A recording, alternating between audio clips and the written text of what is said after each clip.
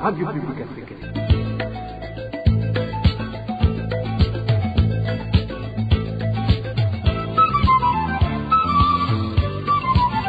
Radio Publique Africaine.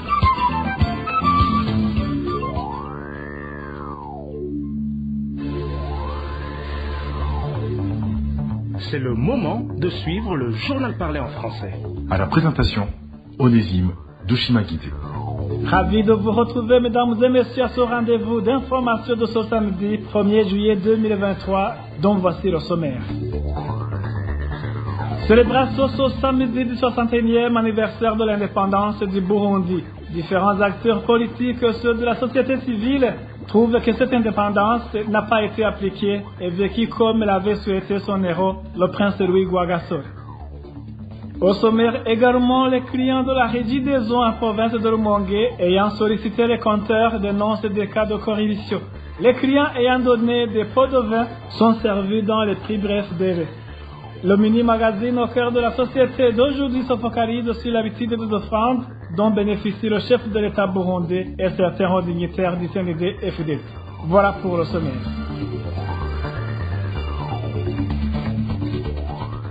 Ouvrons cette édition sur la page politique. Le Burundi a célébré ce samedi le 61e anniversaire de son indépendance. Dans son discours lors des festivités dans la capitale politique Gitega, le président de la République a indiqué que l'intégralité du Burundi ne peut être violée. Il donne l'exemple de la situation politique de 2015. Toutefois, Evariste Ndayishimiye a reconnu que le pays est pauvre, un tort qu'il a jeté aux colonisateurs ayant laissé plusieurs problèmes, dont celui de la question ethnique. Suivez plutôt le président Evariste Ndayishimiye. turi ku kivugo kimwe cya twese tuvuga tuti twese hamwe tuduze ubutunzi bw'igihugu niho tuzokwitegereza. Nous célébrons cette journée avec le thème « Participons tous au développement de l'économie du pays et là nous serons libres ». C'est un slogan très significatif.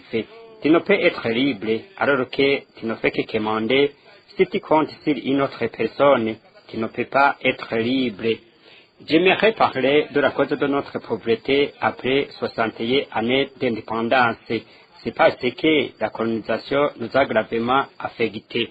Comme nous avons aujourd'hui débuté la reconstruction de notre pays, nous leur demandons de retourner nous aider parce que nous ne sommes pas dans la situation actuelle que nous vivons. Le Burundi est un pays développé avant l'arrivée des colonisateurs. La vérité en est qu'on avait des usines. Quand un pays est en mesure de forger un métal, fabriquer des roues, des serpes et tout autre outil qu'on en a besoin, c'est un premier signe que le pays est développé. Et maintenant, l'on peut se demander par où sont passées ces personnes qui forgeaient le métal burundais. Vous comprenez bien qu'ils nous ont d'abord divisés pour que nous puissions stopper notre développement. La colonisation a amené des chicaneries. Si un royaume n'est pas uni, il ne peut pas dire qu'un peuple n'est pas uni, il ne peut construire un pays. Les divisions ethniques ont engendré l'oubli de notre pays. Il est même né en certains d'entre nous un comportement qui fait que nous détestons notre propre pays. Lorsque tu es appelé Hutu, Tutsi, toi, tu oublies directement le pays de Burundi. Comme nous sommes revenus alors à nos racines, je vous demande de commencer à construire notre pays. ko twagarutse kuri wa muzi tukaba barundi ndabasavye ubu rero dutangure kubaka iki gihugu cyacu. Le président Evariste Ndayishimiye a également indiqué que quand le Burundi aura fait 75 ans d'indépendance, cette fête sera célébrée en tant qu'une fête nationale. Et lors de cette cérémonie marquant le 61e anniversaire de l'indépendance du Burundi, Monseigneur Bonaventure Nahimana, archevêque de Gitega, a demandé que les Burundais soient réconciliés.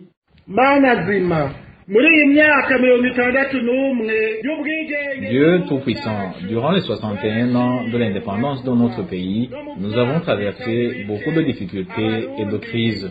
Les Burundais, nous avons été à l'origine de plusieurs conflits au point que nos frères y ont laissé la vie et d'autres ont dû fuir le pays alors que les autres sont restés sans aucun membre de la famille.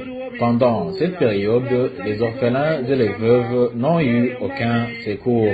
Nous vous demandons pardon, Seigneur, sur ces crimes qu'a connus notre pays à cause des Burundais eux-mêmes. Seigneur, nous vous remercions des avancées auxquelles notre pays a atteint aujourd'hui. Nous cherchons à renforcer la paix et le développement. Seigneur, nous te demandons à soutenir les efforts de nos autorités qui cherchent à nous mener vers le chemin du développement, de la paix, de la réconciliation et du pardon en se basant sur la vérité. Seigneur, nous voilà ici à ce stade. Nous sommes nombreux et contents grâce à notre indépendance.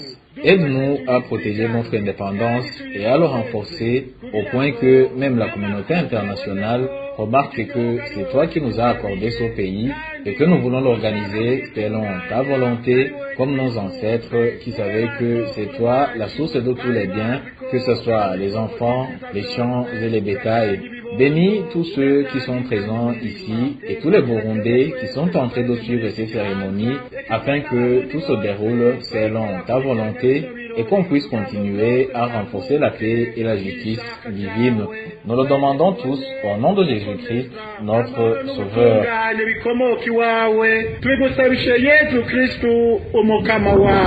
Le parti CNDD-FDD a excellé dans l'implantation d'une mauvaise gouvernance au Burundi. Propos d'Alexis Nduhije, président du parti MSD. Il intervient à l'occasion du 61e anniversaire de l'indépendance du Burundi.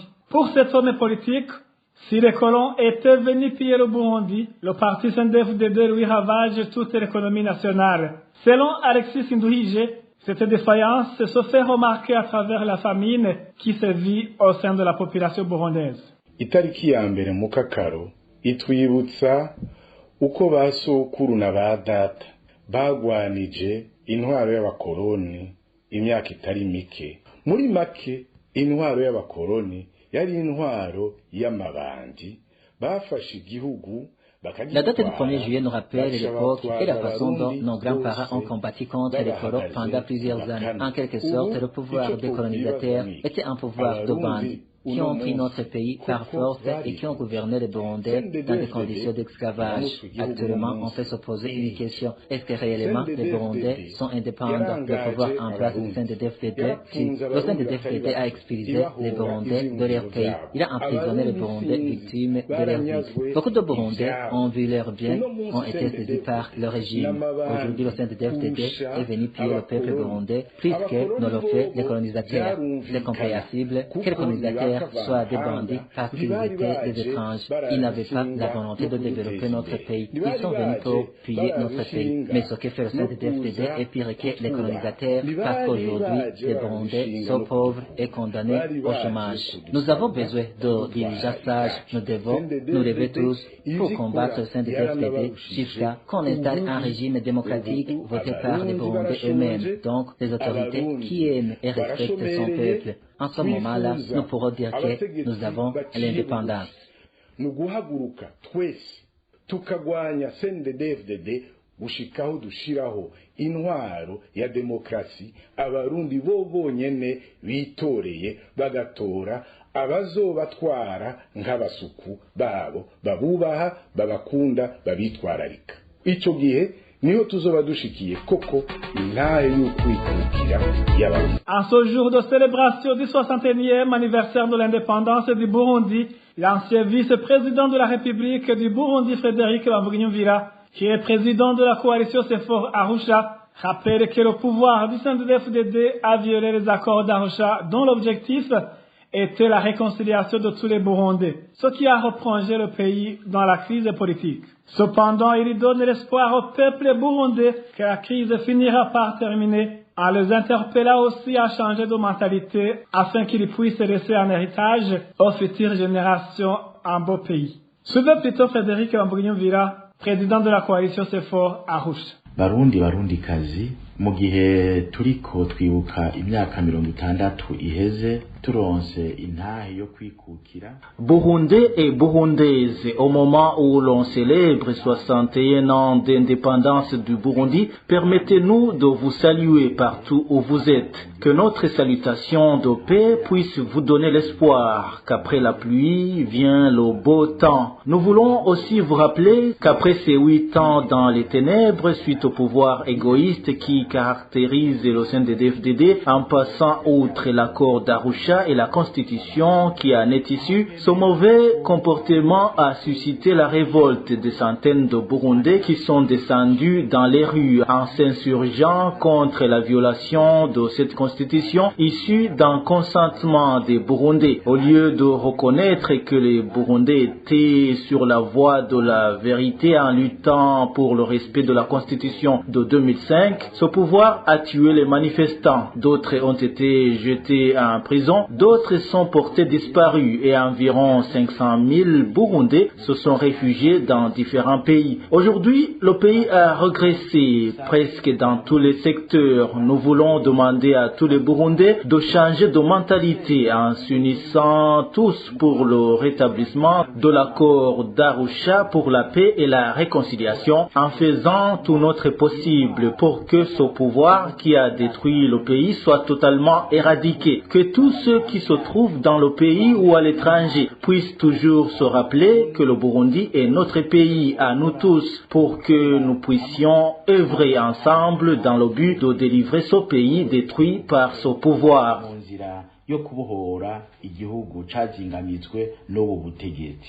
Même si l'indépendance du Burundi a été proclamée il y a 61 ans, le mouvement d'action patriotique MAP Burundi Buhire trouve que cette indépendance n'a pas été appliquée et vécue comme l'avait souhaité son héros, le prince Louis Rwagasore.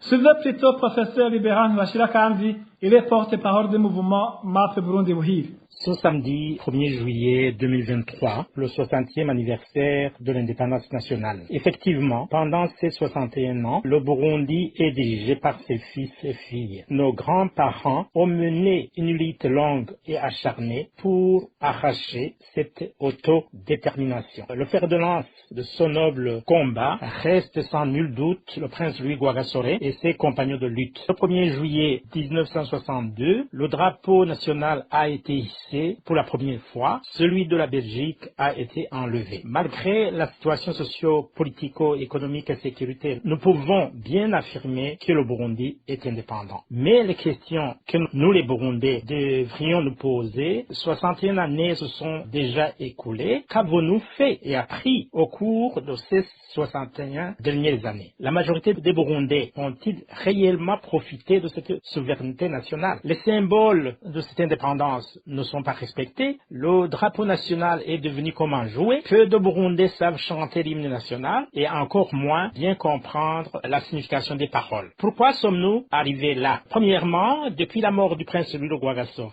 le Burundi et les Barundi sont devenus comme des orphelins. Plus de leaders charismatiques, rassembleurs des Burundais sans distinction d'ethnie. Les valeurs d'Ubuntu et de Bushingantahe sont fortement détériorées. Les responsables politiques sont devenus des menteurs, ne mettent en avant que leurs intérêts propres, pas ceux des citoyens. Le porte-parole de MAP Burundi Buhire relève quelques pratiques du régime en place qui démontrent que l'indépendance du Burundi n'est restée tout simplement que parole. Suivez encore une fois le professeur Libéran Bashirakanzi. L'on assiste aujourd'hui à des pratiques qui dépassent celles des colons, notamment rançonner la population de force en nature, vaches, chèvres, moutons, porcs, des voleurs, des agresseurs, etc. Le fouet du colon a été remplacé aujourd'hui par la machette, les grenades, le pistolet, les enlèvements, etc. Qui ne cessent d'emporter plusieurs Burundais sans distinction d'ethnie, de religion et de parti politique. Les divisions ethniques sont devenues presque un mode de gouvernement jusqu'au point que les restes humains sont étiquetés d'une seule ethnie. Les divisions ethniques sont à l'origine des cycles de violence que le Burundi a connus dès le lendemain de la mort du prince Louis Rwagasore. Beaucoup de sang de Burundais a été versé au cours de ces 61 années d'indépendance. Le clientélisme est devenu un mode de gouvernement au lieu de privilégier la compétence dans la sélection et le choix des collaborateurs ou des cadres. Que faire pour que cet anniversaire puisse être un nouveau départ vers une paix durable, une unité, une réconciliation véritable, une sécurité pour tous les Burundais, une justice équitable sans faille et sans politique de deux poids deux mesures, un état de droit dans son vrai sens du terme, une gestion saine de la chose publique, la relance et la croissance soutenue de l'économie burundaise, une éducation de qualité, une maîtrise de la croissance démographique, un leadership éclairé, responsable, compétent et visionnaire et surtout bien entouré et bien conseillé. Bref, vers l'excellence dans tous les choix et décisions de reconstruction durable du Burundi. Que ce 60e anniversaire puisse éclairer les dignitaires burundais pour qu'ils s'approprient son contenu en parole et en acte, marque un nouveau départ et canalise les forces du peuple burundais dans son ensemble, sans distinction d'ethnie, de religion, d'appartenance politique, vers un avenir radieux, un Burundi uni, paisible, moderne, digne et prospère. Les réfugiés burundais se trouvant en Ouganda se sont joints eux aussi aux autres Burundais pour célébrer le 61e anniversaire de l'indépendance du Burundi. Dans sa déclaration, le représentant des réfugiés burundais de Kampala a appelé les Burundais à la cohésion pour consolider l'indépendance. Suivez plutôt Damien Nyabenda, représentant des réfugiés burundais de Kampala en Ouganda. Aujourd'hui, nous célébrons le 61e anniversaire de l'indépendance du Burundi. Le cœur arrive quand le Burundi est dans des moments difficiles. Lesquels moments ont poussé beaucoup de réfugiés à fuir notre pays pour chercher refuge à l'extérieur des pays, à l'extérieur de notre pays. Pour arriver à cet état, c'est à cause de l'effort fourni par notre héros, le prince Louis Rwagasore, qui s'est donné corps et âme jusqu'à mourir pour son pays. Qu'est-ce que nous pouvons faire en tant que réfugiés burundais? Premièrement, je lance un appel vibra à nos frères burundais de garder l'héritage de notre héros, le prince Louis Rwagasore. Deuxièmement, je demande à nos frères réfugiés de rester unis là où ils se trouvent. Troisièmement, je demande aux réfugiés là où ils se trouvent de rester fidèles et de rester patriotes pour leur pays burundais pour que demain nous retournons au Burundi pour construire notre belle patrie. C'était Damien Nyabenda, représentant des réfugiés burundais de Kampala en Ouganda. Après une petite transition, nous parlons au centre.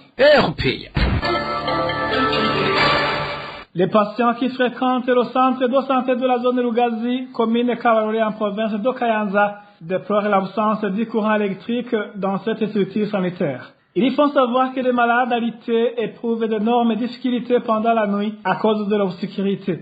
Même pour les femmes qui accouchent, l'infirmier doit recourir à l'usage d'une lampe torche. Le point avec Marie-Ange Ilakote. Les patients qui fréquentent le centre de santé de Rugazi en commune Kabarore, surtout les malades alités, déplorent l'absence du courant électrique dans ce centre de santé. Ils regrettent de constater qu'ils ne bénéficient pas du courant électrique confectionné dans leur commune, précisément dans la localité d'Ogwebura, et qui alimente une grande partie du territoire national. Ils précisent également qu'ils ne comprennent pas pourquoi les plaques solaires qui ont été installées sur ce centre de santé ne fonctionnent pas depuis un certain temps. Regrette un des habitants de la zone Rugazi qui s'est confié à la RPA. Ces plaques solaires ne donnent plus de l'électricité. On ne sait pas ce qui s'est passé. Peut-être qu'elles sont tombées en panne ou bien on a volé les batteries. Elles ont fonctionné pendant un certain temps après leur installation. On était contents. Mais aujourd'hui, quand tu es hospitalisé, tu te débrouilles toi-même pour trouver une lampe. Imaginez vraiment quand tu as un malade qui est agité. Ces patients qui fréquentent le centre de santé de la zone Rugazi indiquent qu'ils éprouvent d'énormes difficultés pendant la nuit, surtout les femmes qui accouchent. Ces habitants de la localité affirment qu'en cas d'accouchement, l'infirmier se contente d'une lampe torche. C'est vraiment inimaginable d'aider une femme qui accouche dans l'obscurité. On utilise une lampe torche. Nous pensons que le titulaire de ce centre de santé est le principal responsable de cette situation. C'est impensable qu'on utilise une lampe torche. Et lorsque le bébé est né, l'infirmier part avec sa lampe et tu dois rester dans l'obscurité avec ton bébé qui pleure. Je suis un témoin oculaire car moi aussi j'ai eu un enfant dans ce centre de santé. À ce propos, nous avons essayé de joindre Athanasius Dimana, titulaire du centre de santé de Rugazi, mais il nous a raccroché au nez après une brève présentation. Merci à toi, Marie-Ange. Il a causé, je vous le disais en titre, des cas de corruption sont signalés à la Régie des eaux, la branche de Rumongue, par des clients ayant sollicité des compteurs. Ces derniers qui affirment avoir passé une longue période en attente pour obtenir les compteurs dont ils ont acheté se lamentent du fait que ceux qui donnent des pots de vin sont servis dans les prix préférés. Eloge Divere Mecha nous en dit plus. Des clients de la Régie des eaux en province de Rumongue s'indignent du fait que c'est l'octroi des pots de vin qui facilite l'obtention d'un service. Ces clients sont ceux qui ont déposé leur demande et donné leur argent en vue d'obtenir des compteurs d'électricité à la Régie des eaux. Ils révèlent que ces pots de vin doivent être donnés au chef du stock de la Régie des eaux à Rumongue. Il est connu sous l'appellation de Munyonge, un des habitants de Rumongue qui indique avoir passé maintenant plus de 5 mois dans l'attente d'être servi, témoigne ce qu'il a vu de ses propres yeux. Moi, on m'a dit d'attendre 2 mois pour obtenir le compteur que j'avais commandé, mais après tout ce temps, je n'ai pas été servi. Ce qui m'a surpris, c'est que je voyais des voisins partis acheter les compteurs après ma commande qui était vite servie. Je suis allé demander ce qui se passait et So Munyonge m'a demandé de voir ce que je pouvais faire. Quelques instants après, j'ai vu un Congolais et un autre fournisseur de matériaux de construction à Rumongue se diriger vers So Munyonge et il leur a dit ouvertement de venir récupérer le compteur soit dans la soirée ou le lendemain avec une enveloppe de 600 000 francs burundais. Ils ont le courant depuis belle lurette. En vérité, ce Munyonge fait la pluie et le beau temps à la Régie des eaux, branche de Rumongue. Pour ce qui est de l'octroi des compteurs, c'est un groupe organisé parce qu'il y a également d'autres agents affectés dans ce service de distribution de l'eau qui demandent aussi des pots de vin pour servir un client à temps. Ces habitants indiquent ne rien comprendre de leur situation, d'autant plus que le ministère en charge de l'énergie avait déclaré l'année passée, au cours d'une descente, que l'obtention des compteurs allait désormais être rapide. Ici d'ailleurs, le directeur général de la Régie des eaux, Major Jean-Albert Manigomba, avait annoncé au mois d'août 2022 que cette société allait commencer la vente de matériel de raccordement de la Régie des eaux après résiliation de contrats de partenariat avec des opérateurs privés en charge de cette tâche. Selon le directeur général de la Régie des eaux, faciliter l'accès de la population à l'électricité constituait la première motivation derrière ce divorce. Actuellement donc, ces habitants de Rumongue font savoir qu'ils ne comprennent pas pourquoi ils ne sont pas servis. Le gouvernement avait vraiment essayé de trouver une solution pour que les compteurs puissent être distribués rapidement, mais à Rumongue, on peine à être servis. La RPA a tenté de joindre en vain les responsables de la Régie des eaux, la branche de Rumongue, ainsi que le service de communication de cette société pour recueillir leur réaction. De Rumongue, rendons-nous à Gitega pour parler de la pénurie des boissons Blaroudi qui s'accentue de plus en plus dans cette province. Par conséquent, la plupart des commerçants de ces boissons préfèrent violer les prix officiels.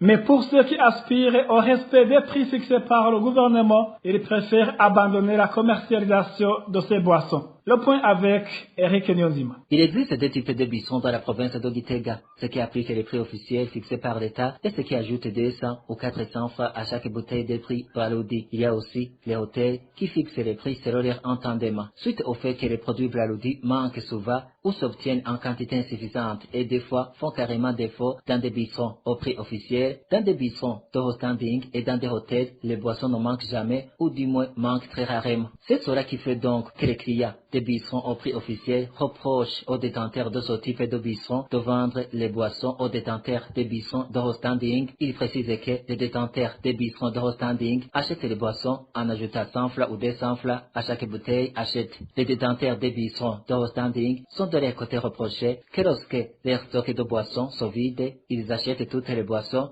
retrouvées dans les bistrons au prix officiel tout en ajoutant les 100 francs ou 200 francs à chaque bouteille achète. C'est ainsi donc que les clients des bistrons au prix officiel sont contraints d'acheter à boire dans des bistrons d'Eurostanding à des prix élevés. Ils demandent alors aux détenteurs des bistrons au prix officiel de ne pas vendre leurs boissons aux bistrons d'Eurostanding. Et à la Blarudi, ils demandent de produire beaucoup de quantités de boissons afin que leur pénurie soit mise fin. Toutefois, les détenteurs des bistrons au prix officiel rejettent en bloc les accusations portées contre eux comme quoi ils vendent leurs boissons aux détenteurs des bistrons d'Eurostanding. Merci à toi aussi, Eric Nyonzima. Après une petite transition, c'est le moment du mini-magazine au cœur de la société. RPA.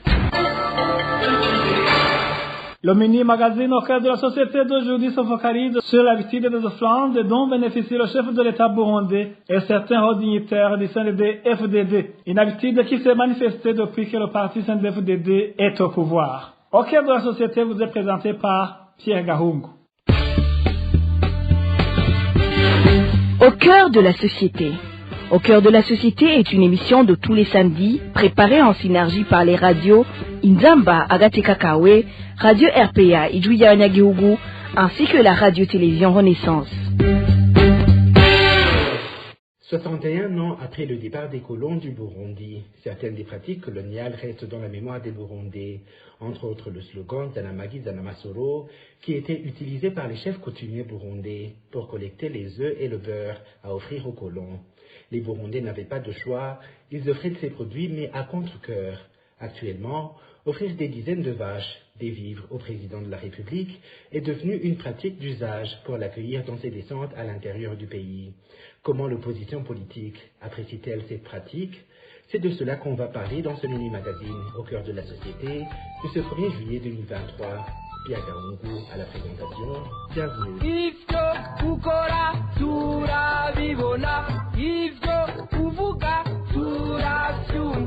Le président Évariste Ndayishimiye a reçu de la part de la population de la zone Malandia, commune Mutimbiti de la province de Bujumbura, une offrande de 9 vaches, une dizaine de moutons et une vingtaine de coqs, ainsi que plusieurs variétés de vivres.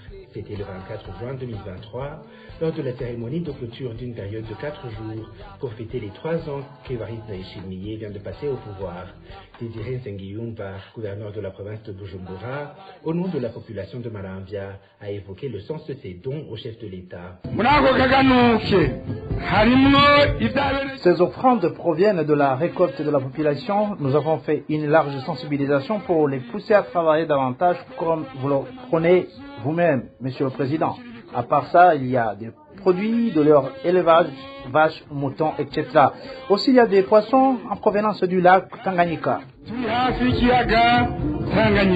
Aucun homme sensé ne peut céder volontiers le fruit de ses efforts au chef de l'État, pourtant plus à l'aise que lui économiquement. Propos du porte-parole du parti de l'opposition, Mouvement pour la solidarité et la démocratie. Epitance Shimirimana affirme que la population donne ses cadeaux par contrainte.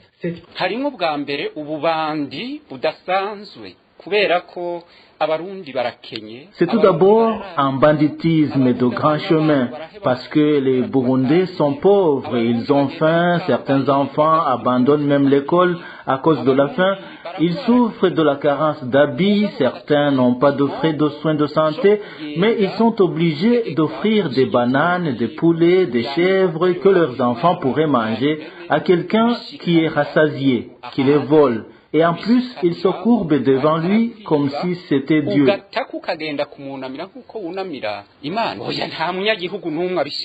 C'est sûr, ils sont forcés.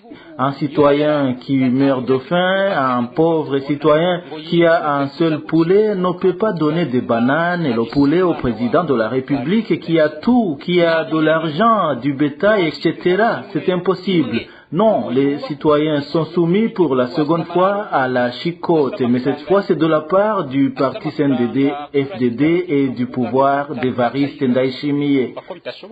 ico ni kimoko ca kabiri abarundi bariko barakubitwa n'umugambo CNDD-FDD n'intwaro ya Varisito Ndayishimiye. Cette pratique d'offrir des cadeaux de valeur au chef de l'État n'est en aucun cas différente de ce que faisaient les colons, ajoute Epitaste Shimirimana. Il était au micro de nos confrères de la radio publique africaine. Ibi bariko barakora vyo kwanduza ibi biterwa ibitungwa gushika no. Ce phénomène de collecte et de récolte des animaux domestiques n'est pas différent de ce que faisaient les Blancs durant la période coloniale avant l'indépendance du pays. À l'époque, les Burundais, on les forçait à offrir différentes sortes de biens aux colons sous la chicote, comme les œufs et le beurre. Aujourd'hui, c'est la même chose. Les Burundais sont obligés d'offrir des poulets, du manioc au président de la République qui reçoit pourtant son salaire et dont tous ses besoins sont payés par la même population. C'est une autre forme de colonisation. Ils veulent se transformer en roi. Nous demandons aux Burundais de se réveiller et d'arrêter de se faire voler. Les Burundais doivent s'insurger contre cette attitude. Le chef de l'État et son parti, de leur côté, devraient abandonner ce comportement parce que personne n'a réussi avec cette stratégie. Les Blancs n'ont pas réussi. Le président Nkurunziza non plus n'a pas réussi. Sinon, s'ils n'abandonnent pas ce comportement, les Burundais eux-mêmes vont mettre fin à ce phénomène.